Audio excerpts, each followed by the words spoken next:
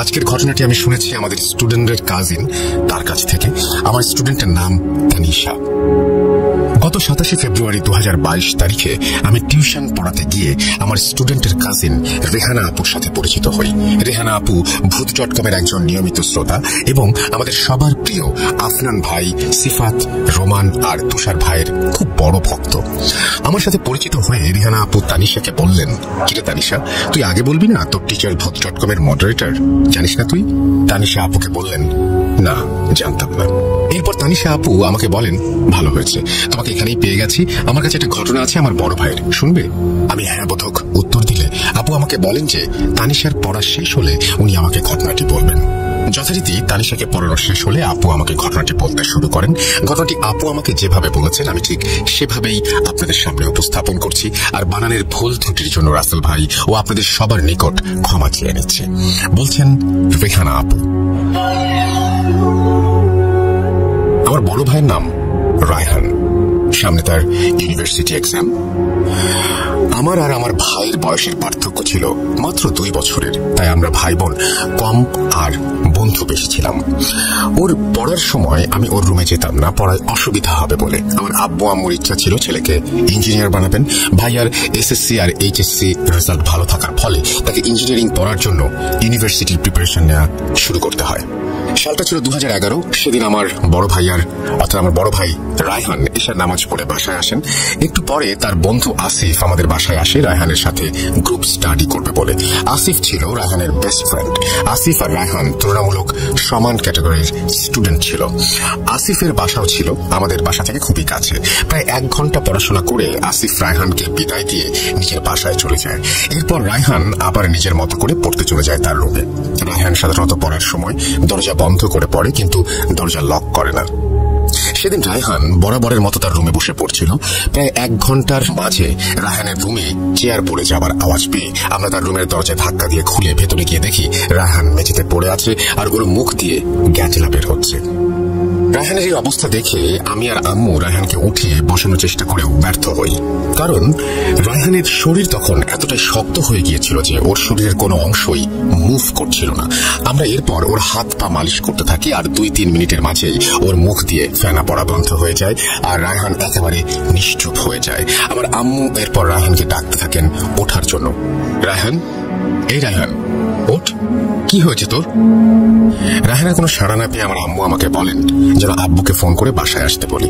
এরপর আমি উঠতে গেলেই রায়হান তার 2 হাত দিয়ে আমার ও আম্মুর হাত চেপে ধরে চোখ খোলে। আমাদের দিকে তাকিয়ে সে উঠে বসে আর 2 জনের হাত ছেড়ে সে আমাদের চুল ধরে আমাদের কানের কাছে মুখ নিয়ে আসে এবং খুব বাজে আর কর্কশ গলায় ফিসফিস করে বলতে থাকে যে প্রতি 10 বছরে একবার উঠি, যার শরীরে উঠি তার পা থেকে মাথা পর্যন্ত খাই।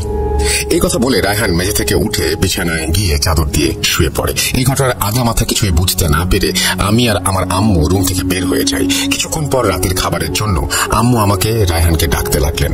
আমি খেতে চলে এলেও রায়হান তার রুম থেকে বের হয় না। আমি রায়হানের রুমে গিয়ে ওকে ডাকতে লাগলাম, আমার কথা যেন রায়হানের কানেই পৌঁছাচ্ছিল না। এরপর আমি রায়হানের পিঠে হাত দিয়ে ওকে ডাক দিতেই ও এক ঝটকায় আমার হাত ধরে ফেলে, আমাকে তার বিছানায় বসিয়ে ফেলে। এরপর সে আমার মাথার চুল ধরে আমার কান তার মুখের কাছে নিয়ে এসে ফিসফিস করে বলে, শোনো, এখানে বসবে না, আমি কিন্তু বলে সে জীবন নিয়ে আর অনেক কিছু কথা বলে। আমি ডায়লগগুলো পড়তে আমি খুবই আনকমফোর্টেবল, যার জন্য আমি ডায়লগ পড়তে চাই না আসলে। এরপর তিনি বলছেন যে আমি ভয়ে আমার হাত রায়হানের হাত থেকে ছাড়িয়ে দৌড়ে রায়হানের রুম থেকে বেরিয়ে এসে আম্মুকে সব বলি। আমার কথা শুনে আম্মু রাগ করে হাতে বিছানা ঝাড় দেওয়ার ঝাড়ু নিয়ে রায়হানের রুমে চলে যায়। আমিও আম্মুর পেছন পেছন রায়হানের রুমে চলে যাই। আম্মু যেই রায়হানকে কিছু বলতে যাবেন তখনই রায়হান আম্মুর চুল ধরে আম্মুর কানে কানে কি যেন বলছিল। কি বলছিল শুনতে যাব তখনই দেখলাম আম্মু অজ্ঞান হয়ে পড়ে গেলেন। আম্মু পড়ে গেলে রায়হান বাজে ভাবে উচ্চস্বরে হাহা করে হেসে উঠতে থাকে আর আমার দিকে তাকিয়ে আরো কিছু কথা বলে এবং সে তার দিকে ইশারায় ডাকে আমাকে। এরপর আমি রায়হানের সামনে গিয়ে ওর হাত ঝাঁকি দিয়ে ওকে বলি, কি হয়েছে তোর, এমন করছিস কেন? আম্মুকে কি বললি, কি হয়েছে আম্মুর? এই কথা শুনে রায়হান আমার হাত ছাড়িয়ে নিয়ে বিছানায় শুয়ে পড়ে আবার।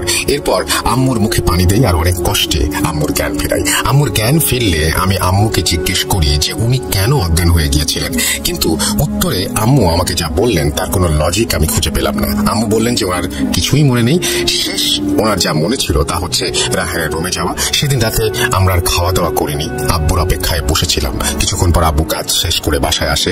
বলে রাখা ভালো, আমার আব্বুর শহরে একটা মার্কেটে কাপড়ের দোকানের ব্যবসা করতেন, এই জন্য ওনার বাসায় আসতে প্রায় 11টা বেজে যেত, মাঝে মাঝে 12টা 1টাও বাজতো ওনার। সেদিন আব্বু বাসায় আসার পর আমিও আম্মু রায়হানের বিষয়টা বলি। আব্বু রেগে গিয়ে রায়হানকে মারবেন বলে রুমে যেতে চাইলে আম্মু বলেন, থাক, বাদ দাও, আজ অনেক রাত হয়েছে, রায়হান ঘুমাচ্ছে, ঘুম থেকে উঠলে সব ঠিক হয়ে যাবে। আম্মুর কথা শুনে আব্বু সেদিন রাতে আর কিছু বলেন না রায়হানকে। সেদিনের মতো আমরা রাতের বেলা ঘুমিয়ে পড়ি। পরের দিন সকালবেলা ঘুম থেকে উঠে রায়হান স্বাভাবিকভাবেই ঘরে ঘোরাফেরা করতে থাকে। বিকেলবেলা আসিফ ভাইয়ের বাসায় গ্রুপ স্টাডি করতে যাবে বলে রায়হান বাসা থেকে বের হয়ে যায়। সন্ধ্যায় মাগরিবের পর রায়হান বাসায় ফিরে আসে। বাসায় ফিরে এসে সে নিজের রুমে চলে যায়। আম্মু রায়হানকে নাস্তা খেতে ডাকলে রায়হান রুম থেকে দৌড়ে এসে রান্নাঘরে চলে যায়, আর রান্নাঘরে রাখা তরকারি আর ভাত সে একাই খেয়ে ফেলে। এইদিকে আম্মু আর আমি খুব অবাক হয়ে যাই, আর রায়হানকে জিজ্ঞেস করি যে সে কেন এমন করছে গতকাল থেকে। উত্তরে রায়হান ভারী গলায় বলে যে তাকে কেন ডাকা হয়েছে, তার অনেক দিনের ক্ষুধা নাকি তার জমে আছে এবং সে সবকিছু নাকি লন্ডভন্ড করে দেবে। রায়হানের মুখে এই সমস্ত কথা শুনে, ওর অঙ্গভঙ্গি দেখে আমি আর আম্মু অনেকটাই ভয় পেয়ে যাই। এরপর রায়হান তার নিজের রুমে চলে গেলে আম্মু বলেন, রেহানা, একবার আসিফকে ডেকে নিয়ে আসো তো, ওর সাথে কথা বলি। এরপর আমি আসিফকে ডেকে নিয়ে আসি বাসায়। আম্মু আসিফকে জিজ্ঞেস করেন রায়হানের কোনো অস্বাভাবিক আচরণ তার চোখে পড়েছে কিনা। আসিফ একটু মুচকি হেসে বলে, কি বলছেন আন্টি, ও তো একেবারে নর্মাল, কি হয়েছে? আম্মু আসিফকে কিছু বলেন না। আসিফের পর নাস্তা করে বাসায় চলে যায়। সেদিনের পর থেকে রায়হান নামাজ পড়া ছেড়ে দেয়। এক ওয়াক্ত নামাজও তাকে দিয়ে পড়ানো যেত না। অনেক বলার পরেও সে নামাজ পড়তো না। আমিও আম্মু এই সব কিছুই আব্বুকে জানাইনি, যতক্ষণ না পর্যন্ত সমস্যাগুলো হাতের বাইরে চলে যায়। সেদিনের পর থেকে আমাদের পরিবারের জীবন কেউ যেন বদলে যায়। বলছি, সেদিনের পর থেকে রায়হানের সাথে কেউ কথা বলতে পারত না। খাবার খাওয়ার সময় সে সবার জন্য রান্না করা খাবার একাই খেয়ে ফেলত। দিনের বেলা ডাইনিং রুমে ফ্রিজে রাখা মাছ মাংসের পোটলা পড়ে থাকতে দেখা যেত, যার কারণ বা ওগুলো ওখানে কিভাবে এলো তার উত্তর কারো জানা ছিল না। এর মাঝে রায়হান কোচিং করতে বাইরে গেলে কোচিং এ সে কখনোই যেত না, যা আমরা জানতে পারি কোচিং থেকে আসা ফোনের মাধ্যমে। আমরা ভাবতে থাকি যে রায়হান যদি কোচিং এ না যায় তাহলে সে কোথায় যায়। আমি আর আম্মু ভাবি রায়হান হয়তো বা কোনো মেয়ের সাথে সম্পর্কে জড়িয়েছে, তাই সে কোচিং ফাঁকি দিচ্ছে। একদিন রায়হান কোচিং করতে বের হলে আমি আর আম্মু লুকিয়ে রায়হানের পিছু নেই, আর দেখি যে রায়হান কোচিং সেন্টারের কাছের মসজিদের সামনে গিয়ে দাঁড়িয়ে যায়। কিছুক্ষণ পর মসজিদ থেকে একজন হুজুর বেরিয়ে আসেন। হুজুরকে দেখে বয়স বেশি মনে হলো না। আমরা দেখলাম হুজুরের কাছ থেকে এক গ্লাস পানি নিয়ে রায়হান খেলো, আর একটা তাবিজ নিয়ে নিজের ব্যাগে এসে ঢুকিয়ে রাখলো। এরপর সে আর হুজুর দুজন মিলে মসজিদের কোয়ার্টারের কাছে একটি বাসায় ঢুকে যায়। আমিও আম্মু চিন্তায় পড়ে যাই আর ভাবতে থাকি যে কেন রায়হান হুজুরের সাথে দেখা করছে আর কেনই বা এই বাসায় ঢুকে গেল। এরপর আমরাও সেই বাসায় গিয়ে দরজায় নক করি এবং হুজুর দরজা খুললেন, আমাদের সালাম দিলেন, বললেন আপনারা কেমন আছেন, রায়হানের জন্য এসেছেন, ও ভেতরে পড়ছে। ওনার মুখে এই কথা শুনে আমি ওনাকে জিজ্ঞেস করি, আপনি আমাদের কিভাবে চেনেন? উত্তরে তিনি হেসে বলেন, ভয় পাচ্ছেন? ভয়ের কারণ নেই আপা, রায়হান ভাই আমাকে আপনাদের সবার ছবি দেখিয়েছে, ও আসলে একটু সমস্যায় আছে বলল, তাই আমার কাছে এসেছে। এখানে শান্তিতে পড়াশোনা করে আর টুকটাক পানি পড়া নিয়ে যায়।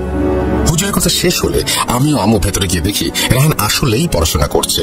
এরপর আমি আর আম্মু রায়হানকে কিছু না বলেই চলে আসি। সন্ধ্যার দিকে রায়হান বাসায় ফিরলে ওকে আমরা জিজ্ঞেস করি ও কেন হুজুরের কাছে গিয়ে পড়াশোনা করে। উত্তরে রায়হান আমাদের ওর সাথে যা যা হচ্ছে সবকিছু খুলে বলে, যা শুনে আমাদের বাকশক্তি লোপ পেয়ে যায়।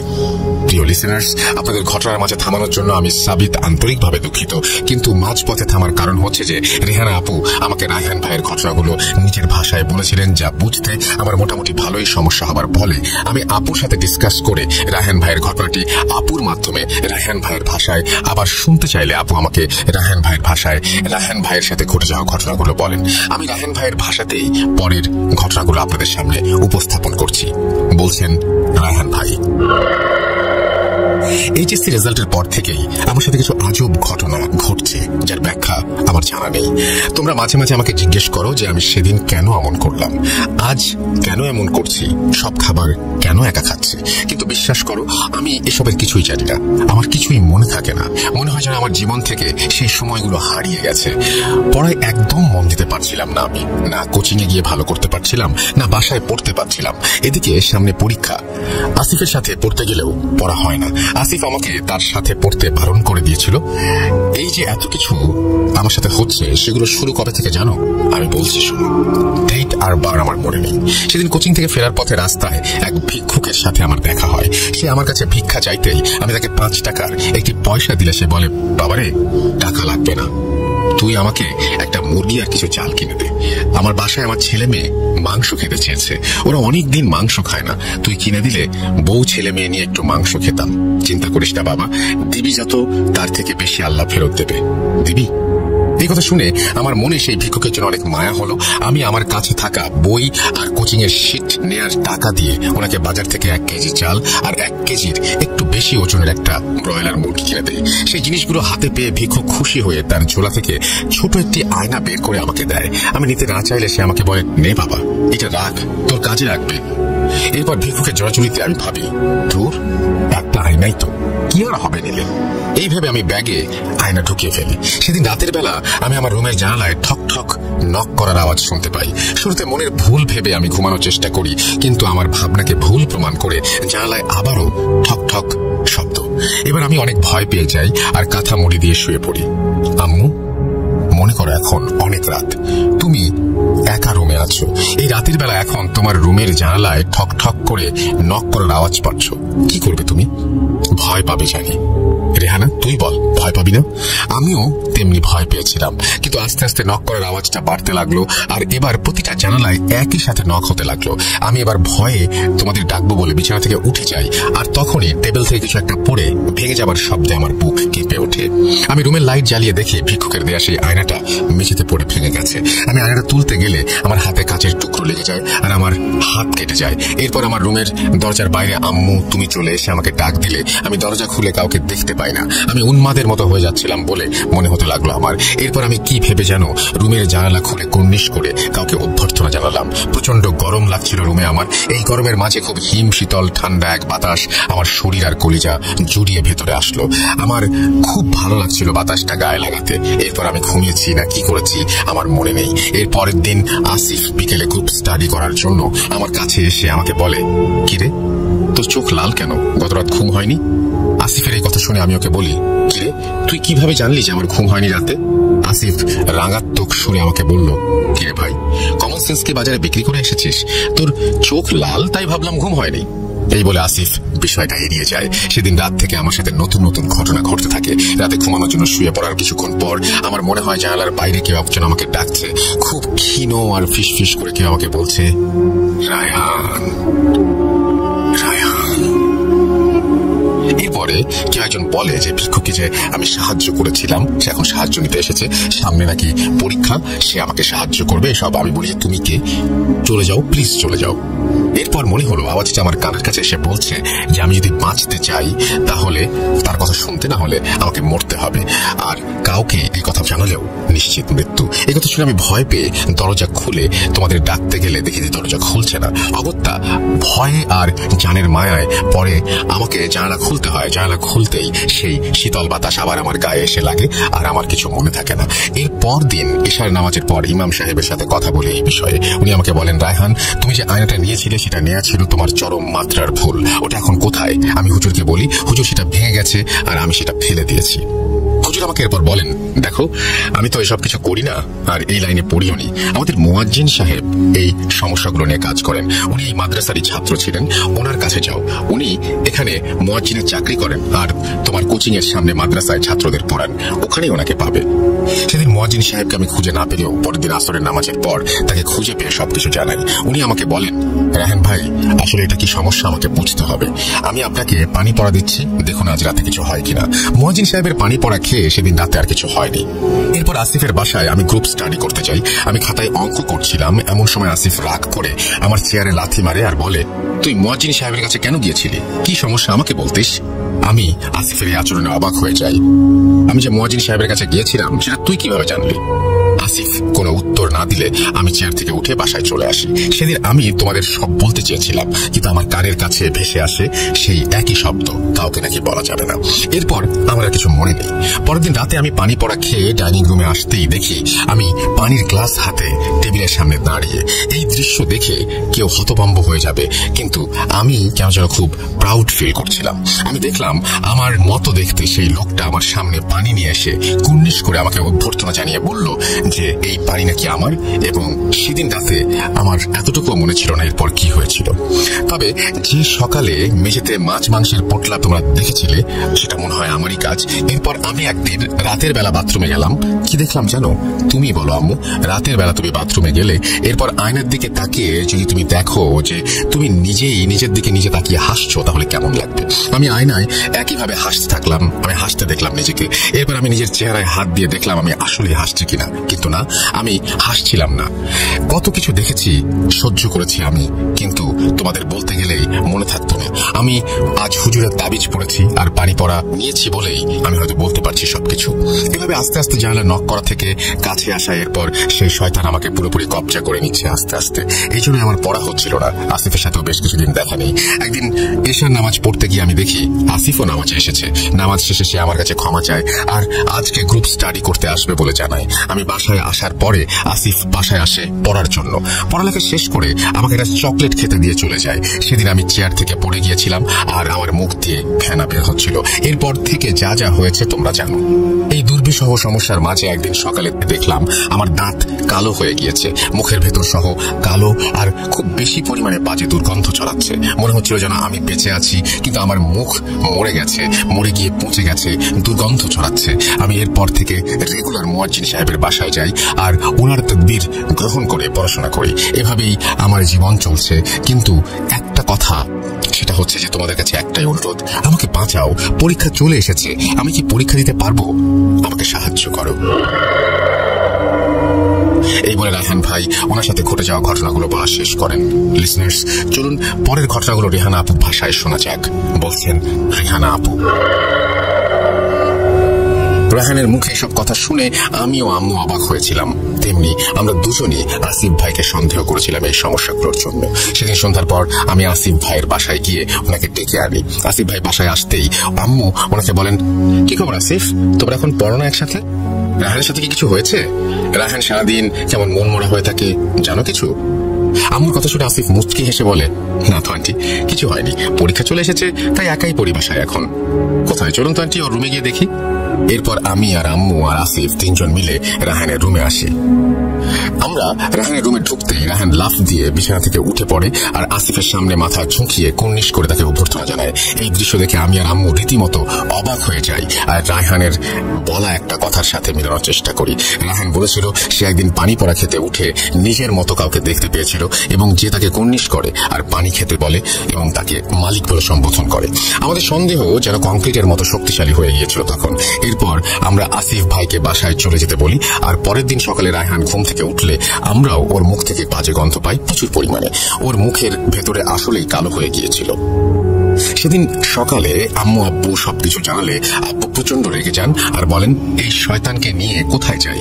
দেখো গিয়ে, পড়া পারে না, তাই পরীক্ষার আগে নাটক করছে। কম তো যন্ত্রণা দিল না? রাত দিন পরিশ্রম করে আমি খেটে মরি আর আমার নবাব সাহেব নাটক করেন। ওকে বলে দিও যে ঢাকা ইউনিভার্সিটিতে চান্স না পেলে যেন বাসায় মুখ না দেখায়, আমার বাসা যেন ছেড়ে দেয়। এসব বলে আব্বু বাজারে চলে যান। আব্বু কিছুতে যেন বিলিভ করছিলেন না। আব্বু দোকানে চলে গেলে রায়হান বলে, আমরা মুয়াজ্জিন সাহেবকে ডেকে পাঠাই। মুয়াজ্জিন সাহেব বাসায় এসে রায়হানের রুমে গিয়ে কিছুক্ষণ বসেন। এরপর উনি রুম থেকে বের হয়ে এসে আমাদের যা বলেছিলেন তা কিছুটা এইরকম। রায়হান ভাইয়ের উপর কালো জাদু করা হয়েছে, কিভাবে করা হয়েছে জানি না, না জানলে সমস্যার সমাধান করা কঠিন। তবে যতটুকু আমি জেনেছি সেটা হচ্ছে, সেদিন যেই ভিক্ষুক রায়হান ভাইকে আয়না দিয়েছিল সেটা আসলে কালো জাদু করা আয়না ছিল। আয়নার ভেতর একটা জিন বন্দী ছিল, যাকে তার মালিক 10 বছর পর পর একবার করে কাজে লাগায়। সে এটা কেন করে আমি জানি না, কিন্তু সেই আয়না ভেঙে যাবার পর জিনটা মুক্ত হয়ে যায় আর আয়নার কাঁচে লেগে রায়হানের হাত কেটে যায়, রক্ত বের হয়ে যায় এবং যার মাধ্যমে এই জিনটি রায়হানের শরীরের সাথে মিলে যায়। এই কাজ করা কঠিন। তবে আপনারা কি জানেন কালো জাদুটা কে করেছে? আমরা মুয়াজ্জিন সাহেবকে জিজ্ঞেস করি কে করেছে। উনি বললেন, রায়হান ভাইয়ের বন্ধু আসিফ। মুয়াজ্জিন সাহেবের কথা শুনে দুয়ে দুয়ে চার মিলে গেল। আমরা আগে আসিফ ভাইকে সন্দেহ করেছিলাম, আর মুয়াজ্জিন সাহেব সেটা নিশ্চিত করলেন। সবকিছু জেনেও আসিফ ভাইয়ের বিরুদ্ধে কাউকে কিছু বলতে বা কিছু করতে পারছিলাম না। আমরা এই সমস্যাগুলোর কোনো প্রমাণ হয় না সেই কারণেই। তবুও আমরা আসিফ ভাইয়ের বাসায় যাব এবং জানাবো বলে ঠিক করি, আর মুয়াজ্জিন সাহেবকে বলি এই সমস্যার সমাধান করতে। উনি আমাদের বলেন উনি আগামী শুক্রবার রাতের বেলা আসবেন এই সমস্যার সমাধান করতে। এই বলে পানি পড়া আর তেল পড়া দিয়ে উনি চলে যান। পানি পড়া রাত 12টার পর খাওয়া আর তেল পড়া গায়ে লাগানোর নিয়ম বলা আমাদের হয়েছিল। সেদিন মুয়াজ্জিন সাহেব চলে গেলে আমি আর আম্মু মিলে আসিফ ভাইয়ের বাসায় সবকিছু জানালে আসিফ ভাইয়ের বাবা ওনাকে বেধড়ক মারধর করেন আর জিজ্ঞেস করেন এসব কেন করেছে আর কিভাবে করেছে। উত্তরে আসিফ ভাই নীরব থাকলে আসিফ ভাইয়ের আম্মু আমাদের বলেন, আপনারা এই কথা কাউকে বলবেন না দয়া করে, সমাজে আমার বাঁচা মুশকিল হয়ে যাবে। আমরা এই সমস্যার সমাধান করে দেব, আপনারা আজ আসুন, আমরা দেখছি, আমরা আপনাদের জানাবো। আন্টির কথা শুনে আমিও আম্মু সেদিনের মতো বাসায় চলে আসি। এদিকে পরের শুক্রবার রাতের বেলা মুয়াজ্জিন সাহেব বাসায় এসে আসন করা সহ অন্যান্য সব কাজ করেন। এরপর উনি বলেন জাদুর প্রভাব কমে গেছে, আসিফ মনে হয় জাদু তুলে নিয়েছে, এখন আর সমস্যা হবে না। আমি নতুন পানি পড়া দিয়ে যাচ্ছি আর তাবিজ দিচ্ছি, এখানে এগুলো ব্যবহার করবেন। ওনার কথা শেষ হতেই কলিং বেল বেজে ওঠে আর দরজা খুলে আমি দেখি আব্বু এসেছেন। শুক্রবার হবার ফলে উনি একটু জলদি ফিরে এসেছিলেন। মুয়াজ্জিন সাহেবকে দেখে উনি জিজ্ঞেস করেন আপনি? এরপর আব্বু কিছু বলার আগেই আম্মু আর মুয়াজ্জিন সাহেব আব্বুকে সবকিছু খুলে বলেন। এবার আব্বু রাগারাগি না করে সব মেনে নেন। আব্বু ভেবেছিলেন যাই হোক ছেলে অভিনয় যদি করেও থাকে তাও মনের শান্তির জন্য আম্মু আর আমি হুজুর দেখিয়েছি। এখন রাহানের সামনে তাহলে অভিনয় করার রাস্তাও আর নেই। মনে মনে আব্বু সব বিলিভ করেননি যে এটা আমরা পরে জেনেছিলাম। কিন্তু হুজুর সেদিন যাবার আগে এমন একটা কথা বলেন যা শুনে আমাদের আশা আর স্বপ্নের ওপর কালো মেঘের ছায়া ঘনিয়ে এসেছিল। হুজুর বলেছিলেন যে আগামী 41 দিন বাসা থেকে বের হতে পারবে না, বাইরের কেউ তার সাথে দেখাও করতে পারবে না। কিন্তু রায়হানের ঢাকা ইউনিভার্সিটির এক্সাম ছিল 1 মাস পরেই। এই কথাটা আমি ও আম্মু আব্বুকে তৎক্ষণাৎ জানাই। ভেবেছিলাম আস্তে ধীরে বলবো, কিন্তু আমাদের স্বপ্ন ভাঙলেও রায়হানের সমস্যাগুলোর সমাধান হয়ে গিয়েছিল এরপর। এই বলে রেহানা আপু দীর্ঘশ্বাস ত্যাগ করেন। কি লিসেনার্স, কি ভাবছেন ঘটনা শেষ? না, এখনই কোথাও যাবেন না, ঘটনার মেইন টুইস্ট এখানেই। শুনুন রেহানা আপুর ভাষায়। মুয়াজ্জিন সাহেবের করা চিকিৎসার 3 দিন পর আম্মু আব্বুকে জানান যে রায়হান পরীক্ষা দিতে পারবে না। এই কথা শুনে আব্বু রেগে গিয়ে আম্মুকে বলেন, কে এই হুজুর, ওর কথায় কেন রায়হান পরীক্ষা দিতে পারবে না? আম্মু বলেন, তুমি আমাদের মুয়াজ্জিন সাহেবকে চিনো না? কে এই হুজুর বললা যে? আম্মুর এই কথা শুনে আব্বু বলেন, কি বলছো? ওনাকে আমি সেদিনই প্রথম দেখেছি, উনি তো আমাদের মসজিদের মুয়াজ্জিন নন। এই কথা শুনে আমি আর আম্মু অবাক হয়ে যাই আর ভাবতে থাকি তাহলে এই লোক কে? রায়হান তাহলে সব কি বলল? এরপর আব্বু আমাদের এলাকার মসজিদে গিয়ে ইমাম সাহেবকে সব খুলে বললে উনি বলেন, না না না না, রায়হান কখনোই আমাদের কাছে এসে ও সমস্যার কথা বলেনি। ও তো কয়েক মাস হলো নামাজ পড়তে মসজিদেই আসে না, আর আমি নিজেই তো এগুলোর কাজ টুকটাক করে থাকি। আমার আব্বুর কাছ থেকে শিখেছিলাম ইসলাম সম্মত উপায়ে শয়তানের মোকাবেলা করা। এরপর আব্বু হুজুরকে বলেন বিষয়টা একটু দেখতে। হুজুর বলেন উনি আগামীকাল বাসায় আসবেন বাদ মাগরিব, আর তখন যেন আসিফ ভাইও আমাদের বাসায় থাকেন। এরপর আব্বু বাসায় এসে রায়হানকে সবকিছু জিজ্ঞেস করলে রায়হান আবার আগের মতো অন্য ভাষায় আব্বুকে নাম ধরে ডেকে বলে, মিরাজ, তোর এত বড় সাহস, তুই আমার কাছে জবাব চাস? একথা শুনে আব্বু ভেবেছিলেন বোধহয় আবার নাটক করছে। এইভাবে আব্বু রায়হানকে মারার জন্য হাতে যে স্যান্ডেল তুলে নিতেই রায়হানের চেহারা বদলে যায়, আর ওর শরীরে খিচুনি উঠে যায়, আর মুখ দিয়ে আবারও ফেনা বের হতে থাকে। রায়হানের খিচুনি চলাকালীন অবস্থাতেই সে বলেছিল সবাই নাকি মারা যাবে। এই কথা যখন রায়হান বলছিল তখন ওর মুখের ভেতরটা ছিল কালো আর দুর্গন্ধযুক্ত সব ফেনা বের হচ্ছিল মুখ দিয়ে। রায়হানের চোখের সাদা অংশটাও কালো কালো হয়ে যাচ্ছিল দেখে মনে হলো আমাদের। এরপর আব্বু বুঝতে পারলেন যে রায়হান আসলে অভিনয় করছে না। সেদিন রাত যেন আমাদের জীবনের সব থেকে বড় রাত ছিল। সারা রাত বাসার বাইরে সাপের মতো হিস হিস আওয়াজ আর দরজার জানালায় ঠক ঠক আওয়াজ বেজেই চলছিল ভোর পর্যন্ত। ভোরের পরে ফজরের নামাজ পড়তে আব্বু মসজিদে যান এবং সেখানে আসিফ ভাইয়ের আব্বুকে পেয়ে যান এবং সবকিছু খুলে বলেন, আর আসিফ ভাইকে বাদ মাগরিব আমাদের বাসায় আসতে বলেন। সত্যি বলতে আসিফ ভাইও যেন কেমন হয়ে গিয়েছিল। উনি নাকি পড়তেন না, খেতেন না, সারাদিন ঘুমাতেন আর রাতে ভয় চিৎকার করে উঠতেন। যাই হোক, সেদিন সন্ধ্যার পর ইমাম সাহেব হুজুর আমাদের বাসায় আসেন আসিফ ভাইকে নিয়ে। ওনার আম্মু সেদিন আমাদের বাসায় এসেছিলেন। আমরা শুরুতে গতকাল রায়হানের খিচুনি ওঠা, মুখ দিয়ে গ্যাজলা বের হওয়া সবকিছু জানাই। সব শুনে হুজুর ওনাকে রায়হানের রুমে নিয়ে যেতে বলেন। রুমে গিয়ে হুজুর বিছানায় বসেন আর পাশে আসিফকে বসিয়ে রায়হানকে বসান। উনি আসিফ ভাইয়ের মাথায় হাত বুলিয়ে বলেন, বাবারে, তুমি পরিস্থিতি পরিস্থিতির শিকার। তোমার কোনো দোষ নেই, কিন্তু তোমার উপরও কালো ছায়াটা এসেছে। তোমারটা আমি দেখবো, কিন্তু আগে আসল সমস্যাটা দেখি। হুজুরের মুখে এই কথা শুনে আমি, আম্মু, আব্বু সবাই অবাক হয়ে যাই। এই ভেবে যে এতদিন আমরা জানতাম সবকিছুর মূলে আসিফ ভাই, কিন্তু হুজুর বলছেন আসিফ ভাই পরিস্থিতির শিকার, উনি নির্দোষ। তাহলে আসল ঘটনাটা কি? আমরা হুজুরকে আসল ঘটনা কি জিজ্ঞেস করতে উনি মুচকি হেসে বলেন, সবুর করুন একটু। এই বলে উনি রায়হানের হাতে কনিষ্ঠ আঙুল চেপে ধরেন। রায়হান, তুমি এই কাজ কেন করলা? রায়হান কিছুক্ষণ জবাই করা মুরগির মতো কাঁপতে থাকে, আর হঠাৎ থেমে ভারী আওয়াজে বলতে লাগলো, আমি রায়হান না। কিন্তু রায়হান কেন এসব করছে আমি জানি। আমি বলবো, কিন্তু আমি ওকে নিয়েও যাব। এই কথা শুনে হুজুর রায়হানকে ওনার ব্যাগ থেকে একটা বাঁশের বেত বের করে পানি দিলেন। এরপর রায়হানের ভেতর থাকা জিন যা বলেছিল তা কিছুটা এমন। রায়হান নিজের ওপর নিজেই কালো জাদু করেছে, কারণ পড়াশোনা আজ অব্দি যত রেজাল্ট ও বাসায় দেখেছে সব ভুয়া। এসএসসি এইচএসসির মার্কশিট নাকি সে দোকান থেকে বানিয়ে এনে আমাকে দেখিয়েছিল। সে পড়াশোনা করতে চাইতো না। এদিকে আব্বু ইচ্ছা ছিল ওকে ইউনিভার্সিটিতে ভর্তি করবে, কিন্তু ঢাকা ইউনিভার্সিটিতে এক্সাম দেওয়ার জন্য যে ন্যূনতম রেজাল্ট প্রয়োজন সে নাকি ওর ছিল না। এদিকে পরীক্ষা দিতে গেলে আব্বু ওকে সাথে নিয়ে যাবে, তাই যদি সবাই জেনে যায় রায়হান মিথ্যা বলে আসছে কয়েক বছর ধরে, ও কি করবে? এই ভেবে কালো জাদুর আশ্রয় নেয় যেন পরীক্ষা দিতে না হয় আর পড়তে না হয়। আব্বুর পড়াশোনা চাপিয়ে দেওয়ার ফলে নাকি সে আজ এই অবস্থায় এসেছে, এতটা নিচে নেমেছে। সে ওই ভিক্ষুককে আসলেই বাজার করে দিয়েছিল, কিন্তু সেই ভিক্ষুক তাকে কোনো আয়নায় নাকি দেয় নাই। আর যে হুজুর মুয়াজ্জিন বলে আছে উনি নাকি আসলে সেই কালো জাদু করেছিলেন, সেই আয়নাটা নাকি উনি রায়হানকে দিয়েছিলেন। রায়হান আর হুজুর মিলে খুব সুন্দর একটা নাটক সাজিয়েছিল আসিফকে দিয়ে। তারা আসিফের ওপর কালো জাদু যেন আসিফ এলেই রায়হানের সমস্যা হয়, আসিফকে দিয়ে অস্বাভাবিক কথাবার্তা বলাতো তারা, এবং কালো জাদুর মাধ্যমে যেন সবটাই আসিফের দোষ বলে মনে হয়। প্রকৃত অর্থে আসিফ নির্দোষ। এই সবকিছুর কারণেই যেন রেজাল্টের সত্যতা কখনোই আমাদের সামনে না আসে, রায়হানের পড়ালেখা করতে না হয় সেজন্য। কিন্তু এই কালো জাদুর মাঝে নাকি নিজের একটা খেলা আছে। সে আসলে এই যে জিনকে পাঠিয়েছে তাকে 10 বছর পর পর আহ্বান করা হয়, তাকে কিছু একটা দেওয়ার প্রতিজ্ঞা করতে হয়, এবং কাজ হাসিল করার পরে 10 বছর পরে এই জিন একটা মানব শরীরে আবদার করেছিল কালো জাদুকরের কাছে, আর রায়হানের মাধ্যমে সেই সুযোগ পেয়ে যায়। জিনটা ইতোমধ্যেই রায়হানের শরীরের ভেতরে নাকি অনেক ক্ষতি করে ফেলেছে। এই সবকিছু জেনে উপস্থিত সবাই স্তব্ধ হয়ে যায়। এমন ঘটনা কেউ আগে শুনেছে আর না কোনোদিন হয়েছে এরকম কিছু আমরা স্বপ্নেও কল্পনা করিনি। এরপর ইমাম সাহেব হুজুরকে বলেন, আমার কিছু করার নেই, এই জিন তার কাজ করে ফেলেছে, রায়হানের মৃত্যু নিশ্চিত। ওই কবিরাজকেও আর খুঁজে পাবেন না, কারণ এই শয়তান জিনের মাধ্যমে সে জেনে গেছে যে তার মুখোশ উন্মোচিত হয়েছে। সে কোনো মাদ্রাসার টিচারও নয়, সে একজন ধোঁকাবাজ। রায়হানের সরলতার সুযোগ নিয়ে সে ওকে বিপদে ফেলে ওর স্বার্থ হাসিল করেছে। এই জিন যদি রায়হানকে ছেড়ে না যায় তাহলে ও বাঁচবে না। রায়হান ওর পাপের শাস্তি পেয়েছে, ওর কলিজা পচে গেছে, তাই গতকাল রাতে ওর মুখ থেকে কালো কাঁচলা বেরিয়েছিল। হুজুরের কথা শুনতে শুনতে আমরা দেখলাম রায়হান বিছানায় পড়ে গেল। হুজুর বলেন যে রায়হানের ভেতর যে জিনটা সে নাকি নিজের কাজ শেষ করেছে। এরপর হুজুর আসিফ ভাইকে দেখেন এবং বলেন, এই ছেলের সমস্যা এখন কেটে যাবে, ওকে আপনারা নিয়ে যান। এই বলে আসিফ ভাইকে তাবিজ আর পানি পড়া দিয়ে বাসায় পাঠিয়ে দেন। হুজুর নিজেও চলে যান। যাবার আগে আমাদেরও পানি পড়া আর তাবিজ দিয়ে যান উনি। হুজুর যাবার পর রায়হানের জ্ঞান ফেললে রায়হান সবকিছু স্বীকার করে আর আমাদের কাছে ক্ষমা চায়।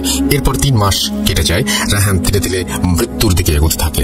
ডাক্তার দেখানো হয়েছে অনেক, কিন্তু ও আর বাঁচেনি। 3 মাস পর কোনো একদিন সে আমাদের সবাইকে ছেড়ে চলে যায়। তারিখটা আমি বলবো না, আমি চাই এই তারিখ আমার জীবনে আর না আসুক।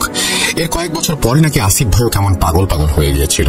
ক্ষুধা লাগলে খেত না, খাবার চাইতো না, বাজার বা দোকানে গেলে ফ্যাল ফ্যাল করে তাকিয়ে থাকতো দোকানদারের দিকে, কিন্তু কিছু চাইতো না।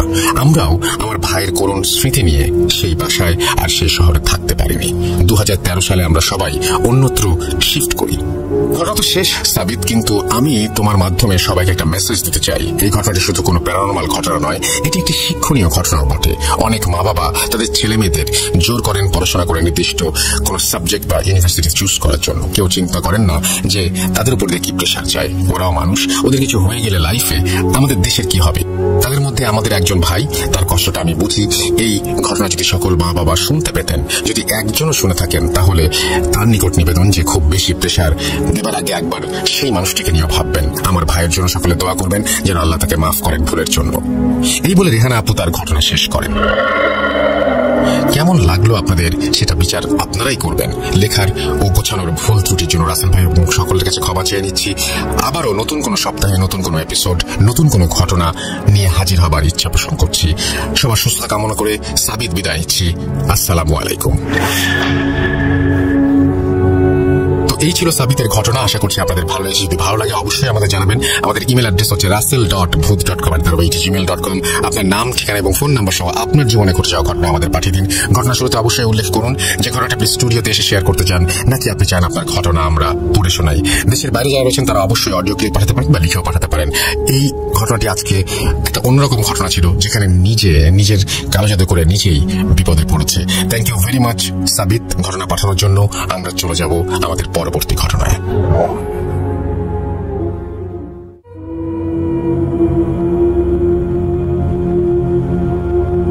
যেভাবে লেখা আছে আমি সেভাবেই পড়ছি। নাম মিম, ছদ্মনাম, ঠিকানা গোপালগঞ্জ জেলা কাশিয়ানী উপজেলা। এরপরে তিনি তার ফোন নাম্বার শেয়ার করেছেন, তারপরে লিখেছেন ঘটনাটি পড়ে শোনাবেন প্লিজ। আসসালামু আলাইকুম রাসেল ভাই, আপনি কেমন আছেন জিজ্ঞেস করবো না, কারণ আমি জানি আপনি সবসময় ভালোর দলে, যদিও ভালো রাখার মালিক আল্লাহ। দোয়া করি আল্লাহ যেন আপনাকে এবং আপনার সকল লিসেনারকে সহি সালামতে রাখে। আমার সাথে এবং আমার পরিবারের সাথে ঘটে যাওয়া নির্মম কিছু সত্য ঘটনা আপনাদের সাথে শেয়ার করতে চাই। কিছু কারণে আমি ছদ্মনাম ব্যবহার করছি। আমার নাম মিম, সময়টা তখন 2008 সাল। আমি গোপালগঞ্জ জেলার কাশিয়ানী উপজেলার কোনো একটি গ্রামে মামার বাসা থেকে লেখাপড়া করতাম। তখন আমি ক্লাস 9-এ পড়ি। সেই সময় কোনো একদিন জানতে পারলাম আমার কাজিনের সাথে আমার বিয়ে ঠিক হয়েছে। বাবা প্রথমে রাজি না থাকলেও হঠাৎ করে রাজি হয়ে যান। আমার কাজিনের পুরো ফ্যামিলি তখন ঢাকায় থাকতো। যদি আমার চাচার কথা বলতে চাই, তিনি অনেক টাকা পয়সার মালিক এবং খুবই ভালো মানুষ ছিলেন। কখনো অন্যায়কে প্রশ্রয় দিতেন না। তার বাবা, অন্যান্য চাচারা এবং দাদুর সাথে সম্পর্ক ছিল খুবই ভালো। শুনেছিলাম ওই চাচার ওয়াইফ একবার দাদুর সাথে খুব খারাপ ব্যবহার করেছিলেন। তখন চাচা চাচিকে তার ঘর থেকে বের করে দিয়েছিলেন। যাই হোক, চাচার ছিল 2 ছেলে 1 মেয়ে। ছোট ছেলের সাথে আমার বিয়ের কথা হয়েছিল। আমার চাচা আমার জন্য একটি মোবাইল ফোন নিয়ে আসে তার ছোট ছেলের সাথে কথা বলিয়ে দেওয়ার জন্য। যেহেতু আমাদের দেখা কখনো হয়নি, বিয়ের আগে যখন আমি অনেক ছোট ছিলাম তখন একবার দেখা হয়েছিল গ্রীষ্মের ছুটিতে। চাচা আমাকে বেড়াতে নিয়ে গিয়েছিলেন ঢাকায়। প্রথমে আমার ফিয়ন্সেকে আমার ভালো না লাগলেও আস্তে আস্তে তার সাথে ফোনে কথা বলতে বলতে এক পর্যায়ে তাকে ভালো লাগতে শুরু করে। ফ্যামিলির সবাই রাজি ছিল এবং সে যথেষ্ট হ্যান্ডসাম ছিল। লেখাপড়া বাদ দিয়ে যতটুকু সময় পেতাম রাত তার সাথে কথা বলতাম। আমার একটু সমস্যা হতো, কারণ আমার মামা ছিল প্রচন্ড রাগী। সবাই মামাকে ভয় পেত, আমিও মামাকে অনেক ভয় পেতাম। তাই আমি রাতে কথা বলতে চাইতাম না, কিন্তু আমার ফিয়ন্সে রাতেই বেশি কথা বলতে চাইতো আমার সাথে।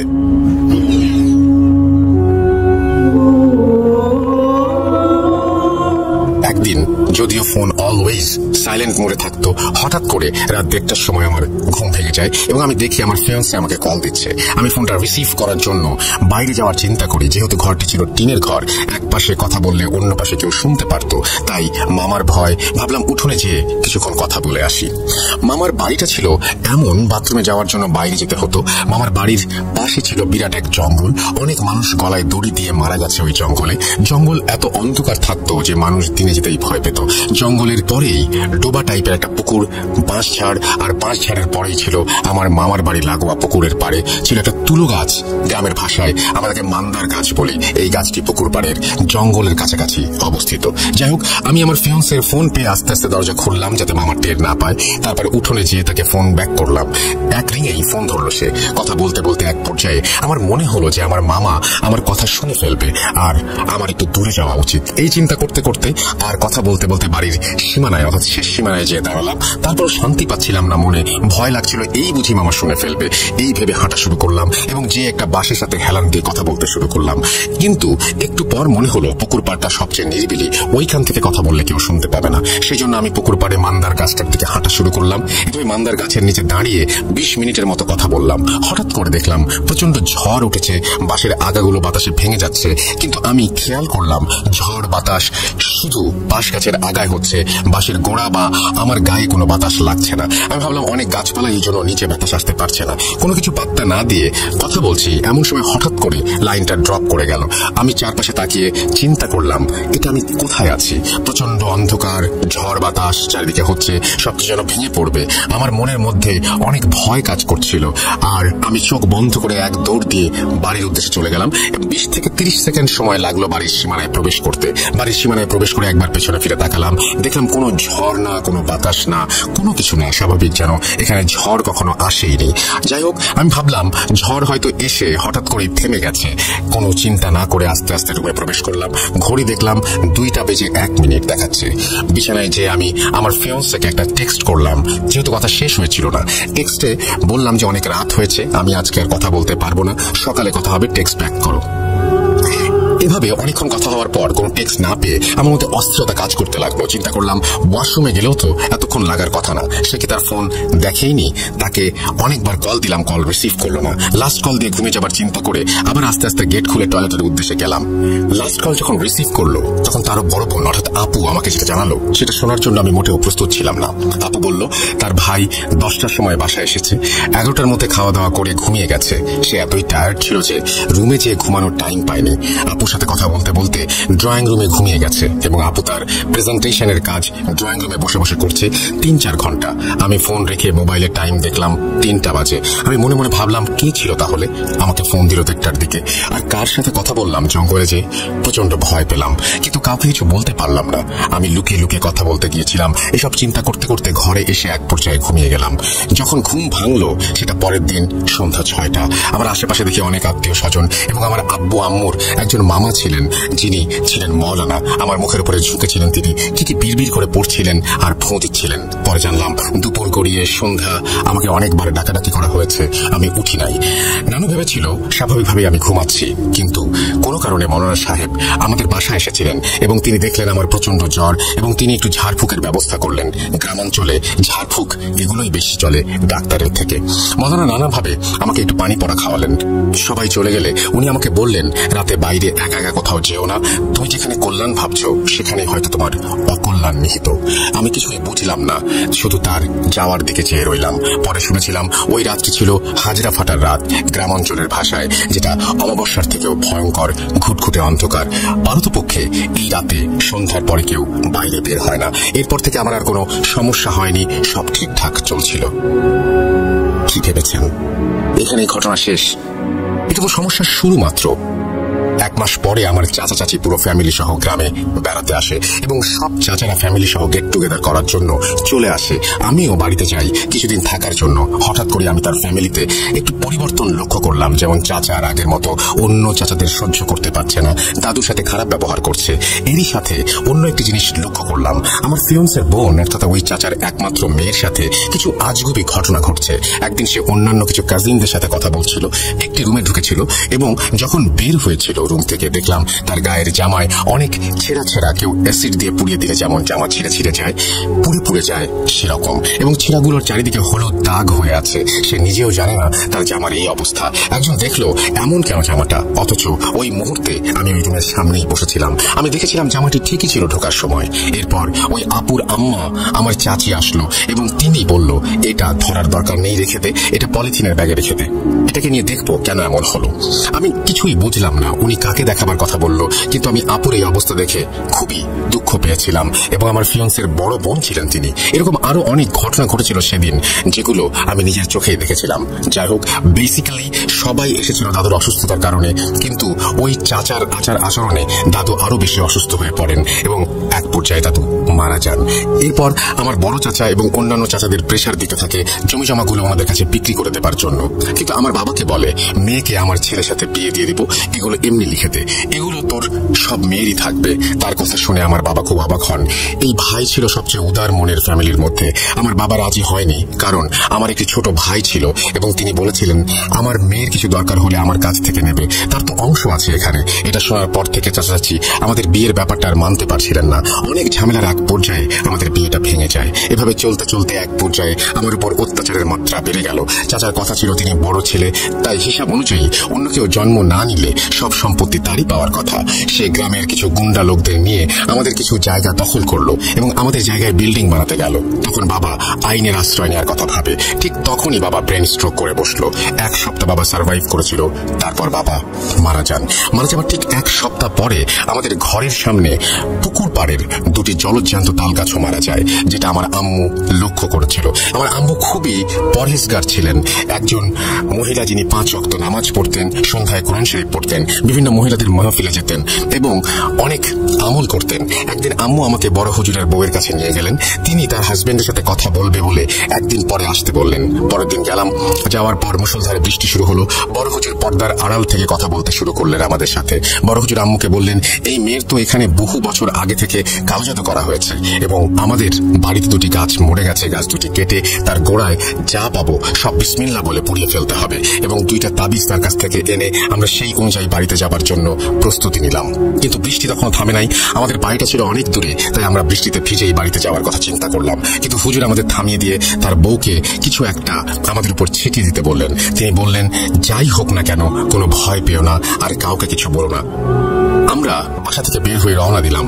এমনই আশ্চর্য হয়েছিলাম, সেদিন বাসায় আসার আগ পর্যন্ত আমাদের গায়ে এক ফোঁটা বৃষ্টির পানিও পড়ে নাই, কিন্তু আমাদের আশেপাশে তুফান হয়ে যাচ্ছিল। পরদিন গাছ কাটা হলো। একটি গাছের নিচ থেকে পাওয়া গেল ছোট মাটির হাড়ির মধ্যে বিভৎস চেহারার একটি ব্লার টাইপের ছবি এবং শুকনো রক্তের ছাগলের মাথার সাথে লাগানো একটি তাবিজ, এবং অন্যটির নিচে পাওয়া গেল একটা নখ, একটা ছোট চুল, একটা তাবিজ আর আব্বুর কাপড়ের কিছু অংশ যেটা অর্ধেক পোড়ানো হয়েছিল। হুজুরের কথা মতো সব কাজ শেষ করে পরের দিন তাবিজ হুজুরের কাছে নিয়ে গেলাম। হুজুর আমাদেরকে বলল, আমাকে জোড়া কবরের মাঝখানে তাবিজ করা হয়েছে এবং আমার উপরে 7 জন জিন চাউট করা হয়েছে। হুজুর বলেছিল, সবাইকে সারাতে পারলেও রাত নামের একটি জিনকে আমার থেকে কিছুতেই আলাদা করতে পারেননি। হুজুর বলেছিলেন, একবার নদী পার হলে ব্ল্যাক ম্যাজিকের আসর কমে যায়। যেহেতু লেখাপড়ার জন্য আমার ঢাকায় আসতে হতো, সেজন্য আমাকে পদ্মা পার হতে হতো প্রায়। তাই ঢাকা থেকে গোপালগঞ্জ আর গোপালগঞ্জ থেকে ঢাকায় আসলে আমি মিষ্টি খাওয়া দেখতাম স্বপ্নে প্রায়। ঢাকার এক হুজুর তো বারবার তাবিজ কাটতে কাটতে আমার উপরেই বিরক্ত হয়ে যায়। হুজুর আমাকে বলেছিল, আমার বড় চাচি কখনো আমাকে কিছু দিলে আমি যেন না খাই এবং তার সাথে আমাদের কোনো ব্যাপার শেয়ার না করতে। আমাদের পুরো ফ্যামিলি এবং চাচার সাথে অনেক খারাপ কিছু করেছে সে। চাচি ছিলেন একজন বিহারি আর এই কারণে আমার চাচারা তাকে পছন্দ করত না। জানি না চাচা কেন তাকে বিয়ে করেছিল। আজ আমার 29 বছর বয়স, আজও আমার বিয়ে হয় নাই। সব ঠিক থাকলে লাস্টে বিয়েটা আর হয় না। শুনেছি আমার ওই চাচার মেয়ের 2টা কিডনি নষ্ট হয়ে গেছে। আমার ফিয়ন্সের 4-5 বার বিয়ে হয়ে গেছে আর তাদের বড় ছেলে এবং ছেলের বউয়ের সাথে এমন কিছু করার সময় ধরা খেয়েছিল চাচি। তারা এখন আর মায়ের হাতে কিছু খায় না, ইভেন মায়ের চেহারা পর্যন্ত দেখে না, পাশাপাশি অন্য ফ্ল্যাটে থেকেও। এত কিছুর পরও আমার কিছু প্রবলেম এখনো রয়ে গেছে। এখনো উল্টাপাল্টা স্বপ্ন দেখি, যেটাতে আয়াতুল কুরসি পড়তে ভুলে যাই। এখনো আমার সামনে আমার কোনো কাছের মানুষের সাকসেস আমার কানে একবার আসলেই ওইটা নষ্ট হয়ে যায়, ইত্যাদি নানা কিছু। আমি জানি না মানুষ এগুলো করে কি মজা পায়। নিজেদের জেদ আর হিংসার কারণে এরকম সংসার ছিন্ন ভিন্ন হয়ে যায়। আল্লাহর কাছে দোয়া করি, আল্লাহ যেন তাদের হেদায়েত করেন। এটাই ছিল আমার ঘটনা রাসেল ভাই। ভালো লাগলে প্রিয় মানুষগুলোকে পড়ে শোনাবেন, যেন সবাই সতর্ক থাকে, সতর্ক হতে পারে। আসসালামু আলাইকুম, ভালো থাকবেন। থ্যাংক ইউ সো মাচ মিম। যদি এটি আপনার ছদ্মনাম, আপনি ভালো থাকবেন এবং আপনি সুস্থ হয়ে উঠুন পুরোপুরি, সেই দোয়া করে আল্লাহ তাআলার কাছে। এবং সবাইকে বলছি, আপনারা আপনাদের ঘটনা পাঠান। আমাদের ইমেল অ্যাড্রেস হচ্ছে russell.booth.com@gmail.com। আপনাদের ঘটনার অপেক্ষায় থাকলাম। আমরা চলে যাচ্ছি আমাদের পরবর্তী ঘটনায়।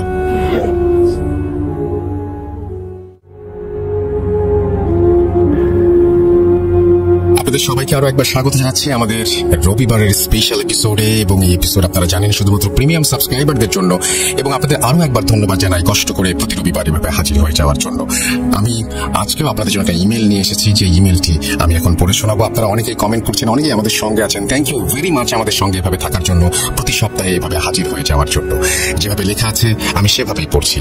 প্রিয় রাসেল ভাই, আমার নামটা একটু হাইট রাখবেন প্লিজ, কারণটা আমি লাস্টে বলবো। আমার নাম, আমি 2010 থেকে আপনার সাথে আছি। আপনি সবসময় ভালো থাকেন, তাই আর জিজ্ঞেস করলাম না।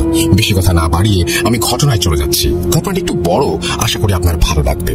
মূলত ঘটনার শুরু কোথায় তা আমি আজও জানি না, তবে যেখান থেকে আমি জানি সেটা জানাচ্ছি। ঘটনাটি আমার এবং আমার নানুর পরিবারের সাথে ঘটা। আমার জন্ম 1999 সালে।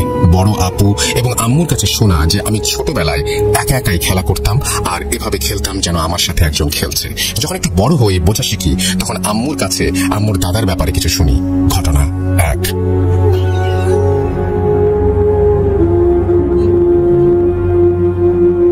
আম্মুর দাদা অনেক পরহেজগার মানুষ ছিলেন এবং তার সাথে নাকি জিন ছিল, কিন্তু সেগুলো সে পালতো না, কিন্তু তার সাথে থাকতো।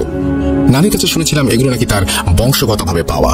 তাদের বংশের মধ্যে যে কেউ 1 জন বা 2 জনের সাথে ওই জিনের বংশের কেউ না কেউ থাকবে এবং তাদের সাহায্য করবে, কিন্তু তারা জিনের ওপর কোনো হুকুম চালাতে পারবে না। জিন তাদের ইচ্ছে মতো কাজ করবে। এবং আম্মুর দাদা মারা যাবার পর জিনটি হয়তো আমার নানির সাথে চলে এসেছিল, কিন্তু নানি তখনও এগুলো জানতো না। এবং একটু বলে রাখি যে এই জিনগুলো ছিল অত্যন্ত শক্তিশালী।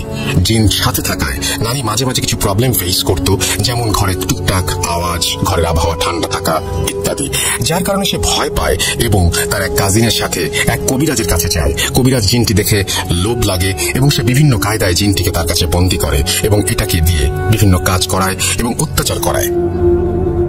কিছুদিন পর নানি একটা স্বপ্ন দেখে যে কেউ একজন তাকে বলছে যে সে তো তার কোনো ক্ষতি করেনি, উপকারের জন্যই সে এসেছিল, কিন্তু সে কেন, অর্থাৎ আমার নানি কেন তার এত বড় ক্ষতি করলো, এবং এই জন্য আমার নানিকে শাস্তি পেতে হবে। আমার পূর্বপুরুষের দোয়া ওভাবেই থাকবে, কিন্তু এই প্রজন্ম এবং তার পরবর্তী প্রজন্মের সংসারে কখনো কোনো উন্নতি হবে না এবং আমরা নাকি একদম ফকির হয়ে যাব।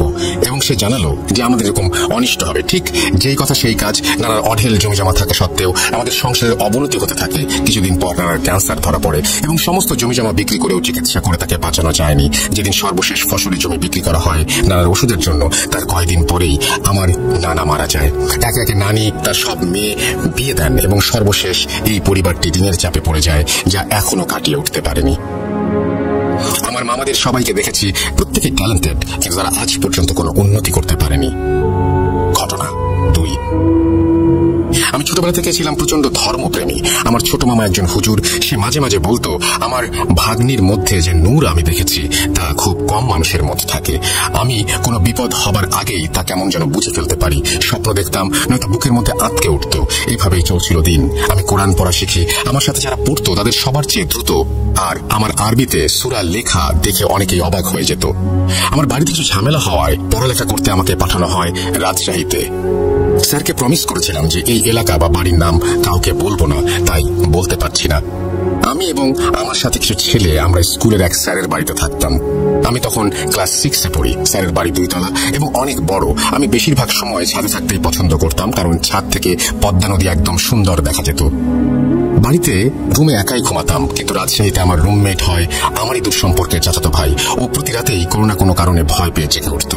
বলে রাখা ভালো, ও ছিল কোরআনের হাফেজ। জেগে ওঠার পর ও আয়াতুল কুরসি পড়ে ফু দিয়ে রুম ও শরীর বন্ধ করে ঘুমাতো। যেদিন ভুলে যেত ওই দিন বলতো আমার শরীরে প্রচন্ড জ্বর, কিন্তু সকালে ঠিক হয়ে গেছে। এইভাবে ও অভ্যস্ত হয়ে যায়। একদিন রাজশাহীর কোনো এক বড় হুজুর আসেন স্যারের বাড়িতে। সে ছিল স্যারের স্ত্রীর মামা। সে আসার পর থেকেই দেখতাম শুধু আমার সাথে সে কথা বলে, আমার সাথে একই বিছানায় সে ঘুমাবে, এই তার চাওয়া। তো তার 5 দিন থাকার কথা, কিন্তু সে থাকে 2 মাস এবং আমি প্রায় দিনে ও রাতে সবসময় তার সাথে থাকতাম। তার কথায় আমি অত্যন্ত মুগ্ধ ছিলাম। তার আমার সম্পর্ক ছিল যেন গুরু আর শিষ্য। 2 মাস পরে সে যাওয়ার সময় আমাকে বলে, তোমার কাছ থেকে আমি একটা জিনিস ধার নিলাম, এটা রাখার মতো বয়স এখনো তোমার হয়নি, তবে আমি এর কোনো ক্ষতি করব না যাতে তোমার ক্ষতি হয়। তবে এটা তুমি ফেরত পাবা ওই দিন যেদিন আমি মারা যাব। আমার মৃত্যুর খবর তুমি প্রাকৃতিক ভাবে বুঝতে পারবে, ফোন দিয়ে কাউকে জানাতে হবে না। ওই দিন তোমার সবকিছু মনে পড়ে যাবে একটা জিনিস দেখে। এই বলে উনি চলে গেলেন। তার কথাগুলো আগামাথা কিছুই বুঝলাম না। 2-1 মাস পর আমার মেজাজ খিটখিটে হয়ে যায়। 5 ওয়াক্ত নামাজ পড়তাম আমি রেগুলার, সেখানে আমি 1 ওয়াক্ত নামাজ পড়তে পারতাম না। লোকাল এক ছেলের মারামারিতে মাথা ফাটিয়ে অবশেষে আমি বাড়িতে চলে আসি। তারপর থেকে প্রায়ই স্বপ্নে একটা মেয়ের সাথে আমি কথা বলতাম। অনেক কথা বলতাম, কিন্তু তার চেহারা দেখা যেত না। আর কি কথা বলতাম তা সকালে ভুলে যেতাম। এরপর থেকে এভাবে পার হয়ে যায় 9টি বছর। আমি এখন ইউনিভার্সিটিতে 3য় বর্ষের ছাত্র। ওই কাহিনীগুলো সব ভুলে গিয়েছিলাম প্রায়। কলেজ লাইফ থেকে টুকটাক সিগারেট খাওয়া শুরু করি। তারপর থেকে কিছুটা মাদকে আসক্ত হয়ে পড়েছিলাম। এই 2022-এর জানুয়ারি মাসের একটা দিন আমি অস্বাভাবিকভাবে উত্তরা থেকে মিরপুর যাচ্ছিলাম। মাটিকাটা মোড়ে আসতেই হঠাৎ বাসের সিট থেকে আমার চোখ পড়ে রাস্তায়। আমার শরীর প্রচন্ড গরম হয়ে যায়। আমার আরো বেশি শীত লাগতে শুরু করে। দেখি একটা মেয়ে ধূসর আলখেল্লা পরে রাস্তার ধারে দাঁড়িয়ে আমার দিকেই তাকিয়ে আছে, যেন কতদিন আমাকে দেখে না। তার সাথে আমার বহুদিনের পরিচয়। বাস মেয়েটাকে ক্রস করে কালশি মোড় পৌঁছাতেই দেখি সেই মেয়েটা আবার দাঁড়িয়ে আমার দিকে এক দৃষ্টিতে তাকিয়ে আছে। আমি অবাক হয়ে যাই, এত তাড়াতাড়ি এখানে আসলো কিভাবে। তারপর হুট করে আকাশে বজ্রপাতের শব্দ। আমার পাশের জনকে আমি বলি, বৃষ্টি হবে মনে হচ্ছে। সে বলে, ভাই পাগল হয়েছেন, আকাশ তো একদম পরিষ্কার। আমি আবার জানলা দিয়ে তাকিয়ে দেখি আকাশ পরিষ্কার। আমি খুব অবাক হই। বাসায় গিয়ে সব ফিল করতে থাকি যেন আমার দিকে তাকিয়ে আছে সবকিছু। এত ঠান্ডার মধ্যেও রাতে আমি ঘুমোতে পারি না। অনেকক্ষণ এদিক ওদিক করে অবশেষে 2:45-এর দিকে ঘুমাই। রাত 3টায় আমার ঘুম ভাঙে। আমি এতক্ষণ কিছু না ভেবে কাছে থাকা একটা সিগারেট জ্বালিয়ে রুমের বাইরে করিডোরে চলে যাই। যাওয়ার পরে দেখি বাইরে প্রচন্ড ঠান্ডা। আমি যেখানে খালি গায়ে ঘুমিয়েছিলাম সেখানে এখন বাইরে দাঁড়িয়ে থাকা কঠিন হয়ে যাচ্ছে। সিগারেট শেষ হতে হাত মুখ ধুয়ে আবার ঘুমিয়ে যাই। আধা ঘুম আমার শরীর, হঠাৎ শরীরে একটা অদ্ভুত অনুভূতি সৃষ্টি হয়। আমি ফিল করি আমার দিকে কেউ অপলক দৃষ্টিতে তাকিয়ে আছে। চোখ খুলতেই দেখি একটা কালো ধোয়ার কুণ্ডলি পাকানো একটি কুকুর বসা, যার চোখ দুটি লাল এবং আমার দিকেই তাকিয়ে আছে। আমি সচরাচর এসব জিনিসে ভয় পাই না, কারণ ছোট থেকে এগুলো দেখে অভ্যস্ত।